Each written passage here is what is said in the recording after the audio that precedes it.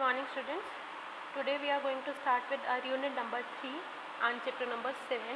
The name of the chapter is aggregate demand, aggregate supply and related concepts. So in the introductory section, as you can see that it is given that in the Great Depression of 1930, what happened that the particular situation of full employment was not achieved. We were not getting full employment over there due to depression of 1930. There was a lack of aggregate demand.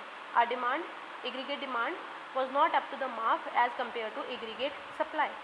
Lord Keynes in 1936 in his book General Theory of Employment, Interest and Money gave more importance to effective demand and marked that unemployment in economy exists due to deficiency in aggregate demand. He said that our demand should be effective to complete our needs. He also said that unemployment will be there. Why? Because our demand, aggregate demand is deficit, is not up to the mark. Okay. According to him, aggregate demand depends upon consumption expenditure. It depends on consumption expenditure. Consumption expenditure means the expenditure we do on consuming goods, and investment expenditure that we do as investment, but along with that we save some money, and that saving part is creating deficiency in aggregate demand. It is therefore aggregate demand should be raised in order to raise the level of employment, which means we should increase our demand if we want to increase the level of employment. Okay. Aggregate supply remains constant. This is according to Keynes. He believed that full employment is not a necessary condition to achieve equilibrium. Okay. Equilibrium can be achieved even without full employment. This was Keynes' thought. Okay. Equilibrium in an economy could exist even with underemployment. He explained logically different determinants of income and employment in detail, and we will study that in this chapter. So first is the concept of aggregate demand and ex ante aggregate demand. Aggregate demand refers to the total volume of goods and services demanded in the economy as a whole in 1 year on a given level of income and employment, which means our employment level is set, that this is our employment level, income level is fixed, and at that income and employment level how much goods and services we have purchased, we have demanded for, that is aggregate demand.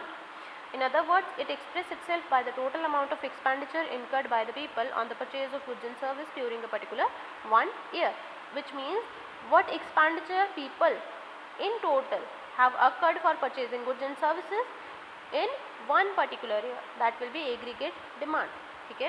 Aggregate demand is therefore exactly the same amount as that of aggregate expenditure of the economy. In 1 year what we have spent, that is equal to our aggregate demand. Okay. Next is the concept of ex ante aggregate demand. It refers to planned volume of final goods and services demanded for consumption and investment on an expected volume of income and employment. Here everything is expected, planned. Employment, we have expected that this much employment will be there, this much income will be there on our expectation, and on this income and this expected employment level we have planned that we can sell these much goods and services in a country on a particular 1 year. Okay.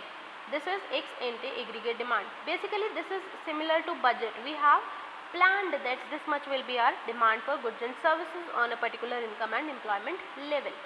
This is total of planned consumption and planned investment, what we have planned to consume and invest in an economy. In a free economy, ex ante aggregate demand is the sum total of ex ante consumption expenditure and investment expenditure. Planned consumption expenditure or planned investment expenditure, their total will be aggregate demand. Okay. This is in a free economy. In controlled economy, goods and services are demanded by household, firms, government sector. Therefore, it is private consumption plus public consumption plus private and public investment that constitute the major part of aggregate demand. Free economy में क्या होता है? There is no government control over there. So, there will be no government expenditure over there.